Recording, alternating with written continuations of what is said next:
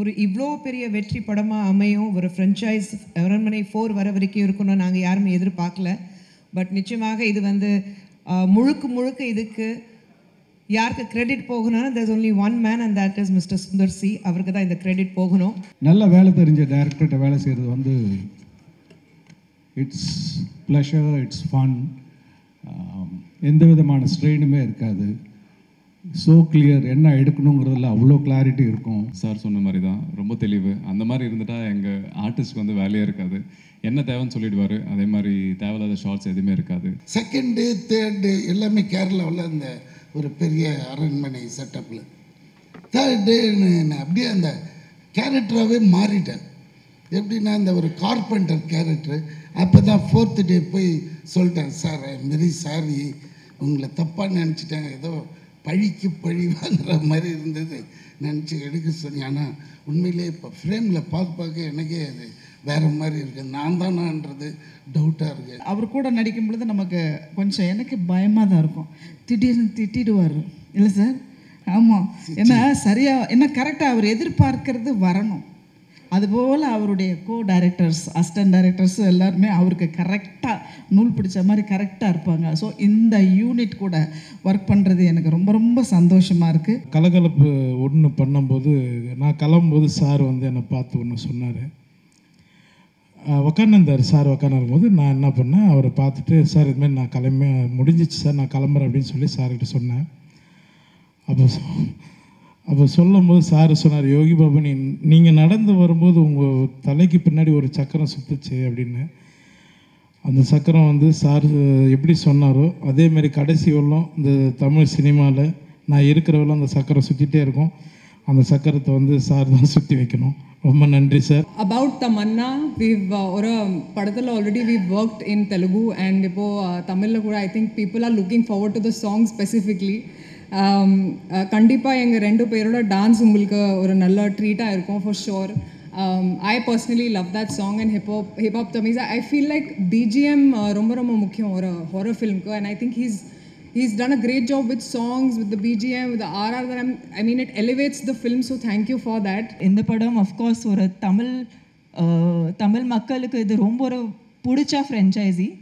ஆனால் இது இப்போது பேன் இண்டியா சேரப்போகுது. ஸோ ரொம்ப எக்ஸைட்டடாக இருக்கேன். Hip hop Tamizha, you have always just, like Rashi said, elevated every film that you've been a part of. And we really enjoyed dancing to Achacho. இந்த படத்தில் lead பார்த்தா female ஓரியன்டாக தமன்னா ராஷிகானா 2 பேரும் ரொம்ப நல்லா இருக்காங்க. ஸ்க்ரீனில் பார்க்காதும் தமன்னா ரொம்ப நேச்சுரலான ஒரு லுக்கில் இருக்காங்க. Both of you are amazing on the screen and thank you for the amazing movements in the song. You elevated the song with your grace and your dance and thank you for that. First time நான் தமிழ்நாடு இந்த படத்தோட stills அனுப்பிச்சு you shocked all of us அப்படின்ட்டு ஒரு message அனுப்பிச்சேன். ஏன்னா படம் பார்த்து க்ரூவில் இருக்கிற டெக்னீஷியன்ஸ் வரைக்கும் எல்லாருமே வந்து ஆச்சரியப்பட்டது the other side of Tamannaah அப்படிங்கிறத பார்த்து. ஏன்னா ஆடியன்ஸ்க்கே வந்து இந்த தமன்னா புதுசாக இருப்பாங்க. தமன்னாவை கமர்ஷியல் ஹீரோவாக பார்த்துருக்கோம், ஃபைட்டிங் ஹீரோயினாக பார்த்துருக்கோம். பட் இது வந்து ரொம்ப ஒரு சென்டிமெண்டல் எமோஷ்னல் ஹீரோயினாக பெர்ஃபார்மன்ஸ் ஓரியன்டாக பார்த்தது வந்து இந்த படம் தான்.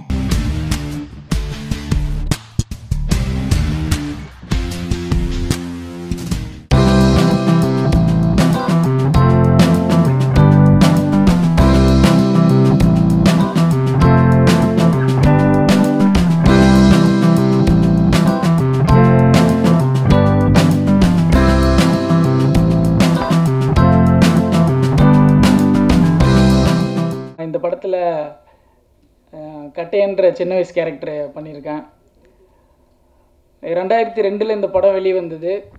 22 வருஷம் கழித்து இந்த படம் வந்து மறு பொலிவு பெற்று வர்றது நினச்சா எனக்கு ரொம்ப சந்தோஷமாக இருக்குது. நான் தான் அழகு படத்தில் நினச்சேன் கட்டச்சி சரஸ்வதி. நான் இப்போது ஹவுஸ் ஒய்ஃபாக தான் இருக்கேன். எனக்கு 3 குழந்தைங்க. என் குழந்தைங்கள பார்த்துட்டு சந்தோஷமாக இருக்கேன். நான் நடித்த படத்தை மறுபடியும் என் குழந்தைங்களாம் பார்க்குறதுக்காக நான் கூப்பிட்டுட்டு வந்திருக்கேன். அதுவே எனக்கு ரொம்ப பெரிய சந்தோஷம். 8 வயசில் படம் பார்க்கும்போது எதுவுமே புரியல, நார்மலாக இருந்துச்சு. ஒரு பர்டிகுலர் வயசு வந்ததுக்கப்புறம் படம் பார்த்தோம். அப்படி பார்க்க ஆரம்பிச்சோம் டெய்லி நைட்டு பார்க்க வேண்டியதாகிடுச்சு. அந்தளவுக்கு பிடிச்சி போச்சு. அண்ட் கண்டிப்பாக வந்து இப்போ இருக்க யங்ஸ்டர்ஸ்க்கு கண்டிப்பாக கனெக்ட் ஆகும். ரொம்ப ஒரு நல்ல படமாக இருக்கும். அழகி ஒரு மறக்க முடியாத ஒரு படம் அப்படின்றது என் வாழ்க்கையில் கண்டிப்பாக அது சொல்லணும். நான் நடிக்கும் போது அந்த படம் வந்து எப்படின்னா ஏதோ ஒரு விஷயத்த சொல்ல வந்து அப்படின்ற மாதிரி தெரிஞ்சு. ஏன்னா காதல் வந்து எப்படின்னா ஒரு சின்ன பசங்களில் இவ்வளோ ப்ரீஃபாக வந்து எடுத்திருப்பார். அது ஒரு காதலுங்கிறது என்ன, அந்த பீரியடில் எப்படி இருந்துச்சு காதல், இந்த பீரியடில் காதல் எப்படி இருக்குது, யங்ஸ்டர்ஸ் எந்த மாதிரிலாம் இப்போ பிஹேவ் பண்ணிக்கிறாங்க, இப்போ என்ன மாதிரி போயிட்டுருக்கு அப்படிங்கிறத ஸ்டடி பண்ணிவிட்டு அந்த இதில் இந்த 22 இயர்ஸ்க்கு முன்னாடி உள்ள இந்த படம் வந்து கண்டிப்பாக இப்போ உள்ள 2K கிட்ஸ், இப்போ உள்ள காதலர்கள் இவங்களுக்கெல்லாம் பப்ளிக் எல்லாருக்கும் போய் சேரணும்னு சொல்லிட்டு நான் கண்டிப்பாக ரீரிலீஸ் பண்ணேன்னு சொல்லிட்டு அதை நான் எஃபோர்ட் எடுத்து அதே மாதிரி நான் இப்போ பண்ணிக்கிட்டு இருக்கேன். நந்திதாஸ் மேடம் வந்து தளபதி ப்ளீஸ் டோன்ட் மிஸ்டேக் மீ, ஐ ஆம் சென்டிங் பேக் யுவர் செக் அப்படின்ட்டாங்க. ஐயோ என்ன மேடம் வாட் ஹேப்பன்னா, இல்லை I told you that I don't know Tamil. You said that the dialogues will be very small. But you sent me a lot of dialogues. I cannot mug up and do this. ஐயோ madam அப்படிலாம் சொல்லாதீங்க அப்படின்னு சொல்லி அவங்கள convince பண்ணி உங்களுக்கு நாங்கள் another version ஒன்று அனுப்புகிறோம் அப்படின்னு சொல்லி அவங்கள கன்வின்ஸ் பண்ணி அதுக்கப்புறம் அவங்கள பண்ண வச்சோம். இந்த அழகியோட கதை எனக்கு வந்து சொன்னார். அப்போ தான் நாங்கள் கல்யாணம் பண்ணி புதுசாக இருக்கிறோம். தேவயானி இந்த மாதிரி இருக்குது, வளர்மதி ஒரு கதாபாத்திரம் இருக்குது, இது உனக்கு ரொம்ப சூட் ஆகும்னு நினைக்கிறேன் அப்படி சொல்லிட்டு நரேஷன் பண்ணும்போது எனக்கு ரொம்ப பிடிச்சிருந்தது. ஒரு வைஃபோட அந்த ட்ரூ குவாலிட்டிஸ், என்ன லவ் இருந்தாலும், என்னை பொறுத்த வரைக்கும் காதல் என்ன ஃப்ளாஷ்பேக்கில் இருந்தாலும் எங்கே இருந்தாலும், இப்போ ப்ராக்டிக்கல் லைஃப்பில் எக்ஸிஸ்டன்ஸ் என்ன, ஒரு வைஃபோட அந்த ரோல் என்ன, அவள் ஹஸ்பண்டை விட்டு கொடுக்க மாட்டா இல்லையா, எந்த சந்தர்ப்ப சூழ்நிலை என்ன லவ் இருந்தாலும் என்ன இருந்தாலும் ஒரு ஹஸ்பண்டுக்கு விட்டு கொடுக்க முடியாத அந்த கதாபாத்திரம், அவளோட அந்த க்ளோரி, அவளோட அந்த சேர், அது சேராக இருந்தாலும் அதை விட்டு கொடுக்காது. நீங்கள் அந்த படம் பார்த்தீங்கன்னா நம்ம தங்கர் பச்சான் வந்து என்னுடைய 86லேருந்து அவர் பழக்கம். அவருடைய நட்பு தான் எனக்கு வந்து இந்த படத்தை அவர் சொல்லுவார், ஏதோ ஒரு படம் பண்ணலாம் சொல்லுவார். சரி நான் பண்ணால் உங்களோட தான் பண்ணுவேன், நீங்கள் தான் டைரக்டர்னு சொல்லிகிட்டு இருந்தோம். அந்த மாதிரி உருவானது தான்.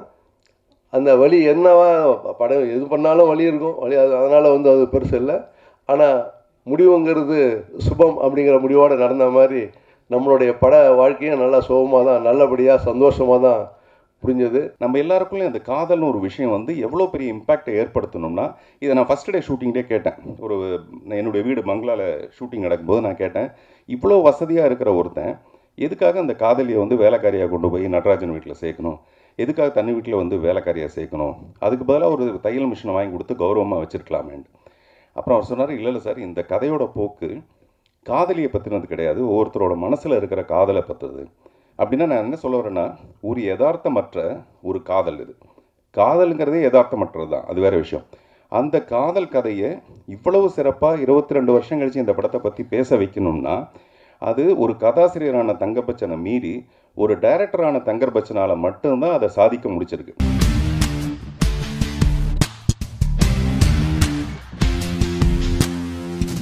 என் பேர் ஆர்பி பாலா. இந்த படத்துக்கு ஆடுஜிதம் படத்துக்கு வந்து 4 லாங்குவேஜ் டப்பிங் டைரக்டராக ஒர்க் பண்ணியிருக்கேன். இந்த படத்தை பார்த்துட்டு கிட்டத்தட்ட ஒரு 3 நாளாக எனக்கு தூக்கம் இல்லை. அவ்வளோ பாதிப்பு. ஒரு மனுஷன் எந்த அளவுக்கு கஷ்டப்பட்டு எவ்வளோ டிரான்ஸ்ஃபர்மேஷன் பண்ணி அந்த உடம்பு பார்த்தீங்கன்னா, அந்த 2 பேருமே ஹக்கீமும் சரி சாரும் சரி, அந்த நஜீப் ஒரிஜினல் நஜீப் நீங்கள் பார்த்தீங்கன்னா ஆசிரியஸ் அப்படியே இருப்பார். கிட்டத்தட்ட 2008 ஸ்டார்ட் பண்ணாங்க இந்த படம் ஸ்கிரிப்டு. இப்போ 2018 ஸ்டார்ட் பண்ணி 6 வருஷம் இதுக்காக கஷ்டப்பட்டு டே நைட் கஷ்டப்பட்டு அந்த டீம் மொத்தம் ஹார்ட் ஒர்க் பண்ணியிருக்காங்க. என்னது வந்து போஸ்ட் ப்ரொடக்ஷன் நான் 1.5 இயர்ஸ் அந்த படத்தில் ட்ராவல் பண்ணிகிட்டு இருக்கேன். ஸோ எல்லா படத்துக்குமே லிப்சிங்க் பர்ஃபெக்டாக பண்ணுவேன். என்னோட எல்லா படங்களும் டப்பிங் வந்து அவ்வளோ பர்ஃபெக்டாக இருக்கும். லிப்சிங்க் வந்து நேரடி தமிழ் படம் மாதிரியே இருக்கும்.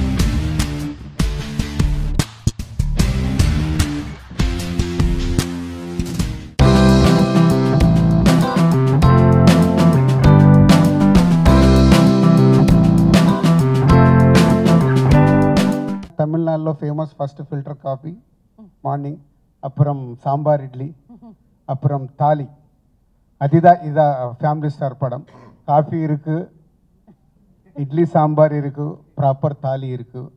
So full meal. I'm sure everyone here has improved their family standards. Family Star is about like that one kind of guy, but he's one extreme guy. His love is extreme, his His naughtiness is extreme, his anger is extreme. So everything he's like, you will relate your life to him, but he will be one extreme version of you.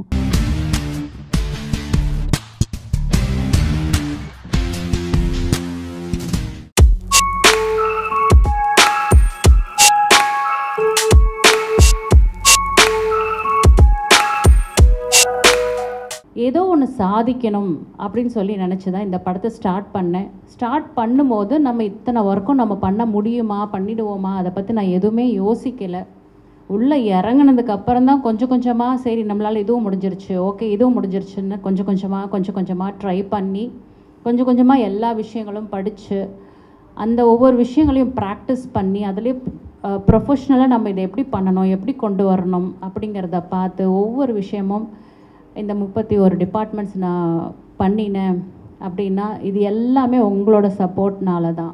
மாதிரி நீங்கள் கேட்டிருந்தீங்க சான்ஸே, casting முடிஞ்சிருச்சு, but டான்ஸிங்க்கு இருக்குது, dance பண்ணியிருக்கீங்களா? But என்னோடய previous மூவியில் நான் டான்ஸ் பண்ணியிருந்தேன். எஸ் மேம், டான்ஸ் சொல்லி கொடுத்தா பண்ணுவேன் அப்படின்னு சொல்லிட்டு அப்படி தான் இந்த படத்தில் நான் கமிட் ஆனது இல்லை. ஸோ சாங் மட்டும்தான் பண்ணியிருக்கேன். பேய்கோட்டு படத்தில் வந்து அகோரி கேரக்டர் பண்ணியிருக்கேன். அதுக்கு மேடமுக்கு வந்து ரொம்ப நன்றி வாய்ப்பு கொடுத்ததுக்கு. இதுலேயும் வந்து நான் பண்ண 3 படங்களை தாண்டி இந்த படத்தில் ஒரு வித்தியாசமான கேரக்டர் பண்ணியிருக்கேன். கண்டிப்பாக இது அனைவருக்கும் பிடிக்கும்னு நம்புகிறேன்.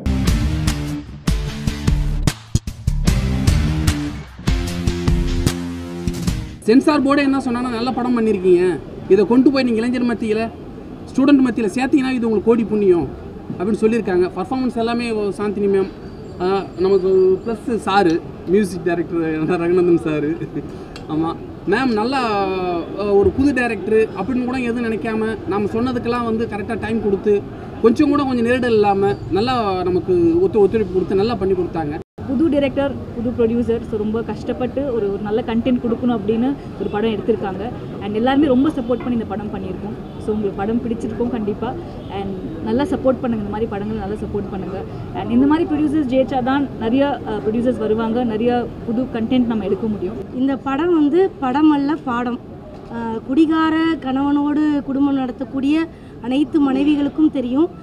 உண்மையிலே தம்பி சொன்ன மாதிரி பத்திரிகை நண்பர்கள், நீங்கள் கடவுளுக்கு சமமானவர்கள். இந்த மாதிரி நல்ல திரைப்படத்துக்கு நீங்கள் கொடுக்கக்கூடிய ஒரு வரவேற்பு தான் மக்கள் மத்தியில் இன்னும் இந்த மாதிரி திரைப்படத்தை போய் பார்க்கணுன்ற ஒரு ஆவலை தூண்டணும். அது உங்கள் எழுதுகிற பேனால தான் இருக்குது.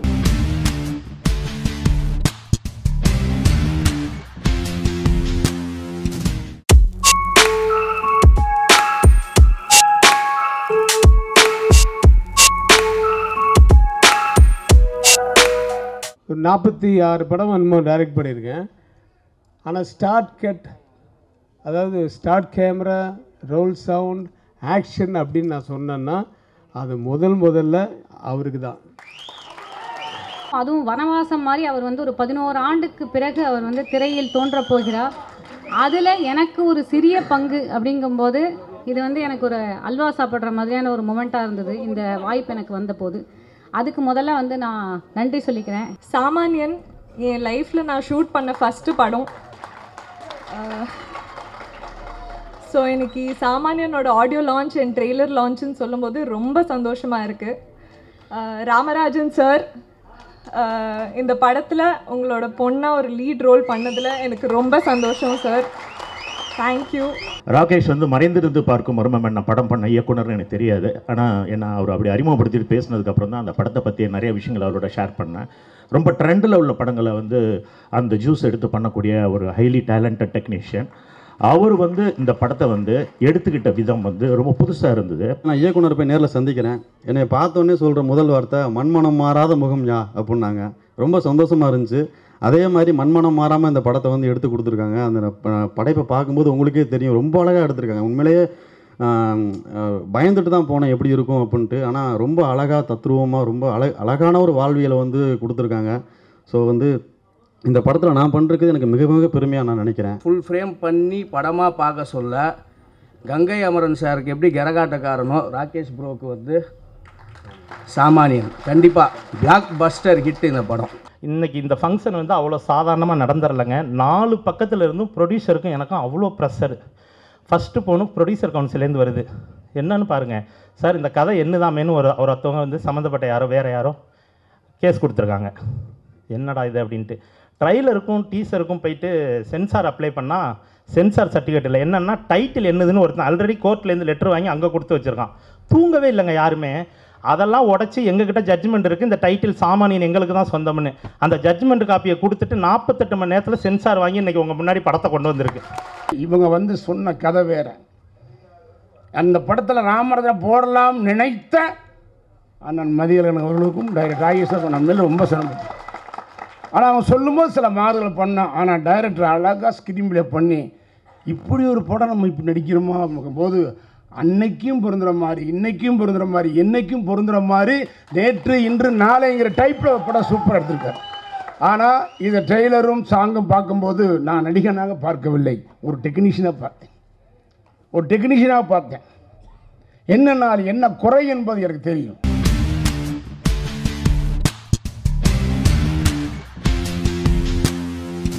எங்களுக்கு ஹரி சாரோட ஒர்க் பண்ணுறதுக்கு ஒரு வாய்ப்பு கிடச்சிது. அதுக்கு நான் கடவுளுக்கும் விஷால் சாருக்கும் நன்றி சொல்லிக்கிறேன். ஸோ ஹரி சார் இயக்கத்தில் விஷால் சார் நடித்து டிஎஸ்பி சார் மியூசிக் பண்ணி ரத்னம்ன்ற ஒரு படம் அடுத்து பண்ணியிருக்கோம். அது ஏப்ரல் 26 ரிலீஸ் ஆக போகுது. நீங்கள் இது வரைக்கும் எங்களுக்கு கொடுத்துருந்த சப்போர்ட்டை இந்த படத்துக்கும் எங்களுக்கு கொடுத்து இந்த படத்தை மிகப்பெரிய வெற்றி படமாக மாற்றணுன்றது ஆசைப்படுறேன். இன்றைக்கி ரோட்டில் போகிறதுல 60% பேர் கெட்டவன், மக்களுக்குள்ளே நம்மளே 40% பேர் தான் நல்லவன் இருக்கான். இந்த 60% கெட்டவங்கிட்ட இருந்து 40% பேரை காப்பாற்றணும். அது ஒன்றும் போலீஸால் முடியும், இல்லைன்னா பொது எண்ணம் கொண்ட ஒரு ரத்னம் மாதிரி ஒரு ஹீரோவால் தான் முடியும் சினிமாவில். ஏன்னா ரோட்டில் போய் நம்ம யாரையும் போய் அடிக்கலாம் முடியாது, அதுக்கு ரூலும் கிடையாது, அதுக்கு வாய்ப்பும் கிடையாது. ஆனால் அடிக்கணும்னு நினைக்கிறான் பாருங்கள், அவன் தான் ஹீரோ. அதில் பிரச்சனை வந்தாலும் ஃபேஸ் பண்ணணும்னு நினைக்கிறான் பாருங்கள், அவன் தான் ஹீரோ. அது சினிமாவில் மட்டும்தான் நடக்கும். அந்த சினிமாவை தான் எடுத்திருக்கேன். ஐ திங்க் இது எல்லாருக்குமே இந்த ஜென்ரேஷனுக்கு எல்லாருக்கும் பிடிக்கும்னு நினைக்கிறேன்.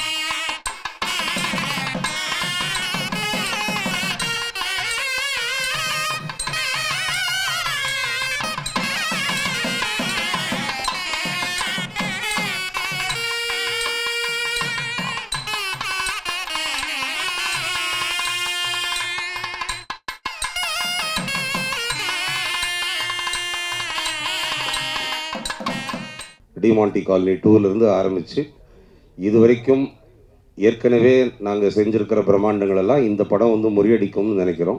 அதில் மறுபடியும் அருண் விஜயனா பிரம்மாண்டம், திருக்குமரனா பிரம்மாண்டம், கதாநாயகிகள் சித்தி அண்ட் தானியா அதுவும் பிரம்மாண்டம் அப்படின்னு கண்டிப்பாக ஒரு மேஜிக் கிரியேட் ஆகும் அப்படின்னு நாங்கள் நம்புகிறோம். ஏகப்பட்ட ஆக்ஷன் சீக்வன்ஸ் இருக்குது, songs super hit songs, album hit கொடுத்துருவேன்.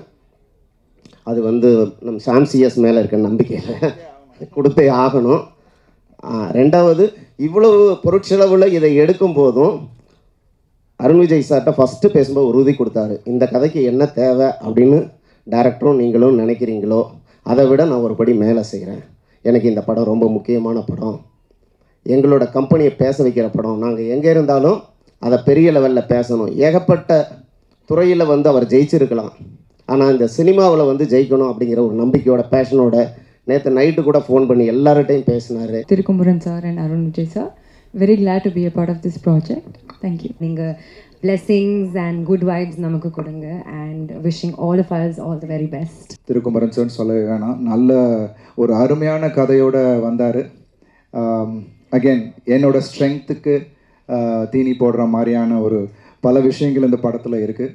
ஸோ பாலா சார் படம் அப்புறம் இந்த படம் ஸ்டார்ட் பண்ணுறோம். பாலா சார் படம் லாஸ்ட் ஸ்கெடியூல் இன்னொரு 10 days முடியுது. ஆக்சுவலாக இன்றைக்கி நாங்கள் எந்த அனௌன்ஸ்மெண்ட்டும் பண்ணக்கூடாதுன்றது, ஏன்னா டைட்டில் எல்லாமே இன்னொரு 10 days ரிவீல் பண்ணலான்றது தான். டீமுக்கு என்னோடய வாழ்த்துக்கள். திருவண்ணா எனக்கு ரொம்ப வருஷமாக தெரியும். அண்ட் இன்ஃபேக்ட் எனக்கு நேற்று ஃபோன் பண்ணி ஒரு கூப்பிடும்போது இந்த கதையை தான் பண்ணுறேன்னு சொன்னார். ஏன்னா 5 வருஷம் முன்னாடி இந்த கதையை நரேட் பண்ணார். நான் அப்பலேருந்து சொல்லிட்டுருக்கேன் இதை பண்ணுங்கன்னா ஃபஸ்ட்டுன்னு. ஸோ ஃபைனலி அதை பண்ணுறாரு. அண்ட் அவருக்கும் அருண் விஜய் சாருக்கும் எல்லாருக்குமே என்னோட மிகப்பெரிய வாழ்த்துக்கள் தெரிவிச்சுக்கிறேன். Thank you so much. தேங்க்யூ.